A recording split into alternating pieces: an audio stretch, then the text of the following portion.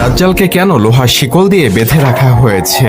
সহিহ হাদিস থেকে পাওয়া যায়, আজ থেকে 1450 বছর পূর্বে তামিমাত দারি নামক একজন খ্রিস্টান ব্যক্তি তার সঙ্গীদেরকে নিয়ে জাহাজে সমুদ্রে যাত্রা করেন।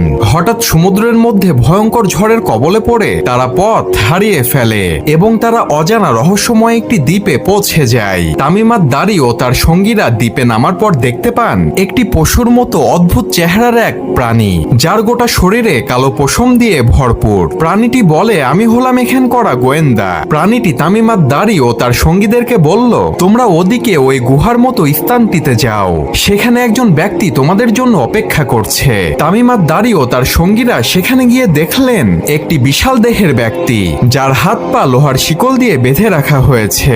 তামিমাত দারি ও তার সঙ্গীরা সে ব্যক্তিকে দেখে ভয় পেয়ে গেলেন। তখন সে বিশাল দেহের ব্যক্তিটি তাদের কাছে কিছু প্রশ্নের উত্তর জানতে চাইলেন। সে ব্যক্তিটি বলল, তিবিরের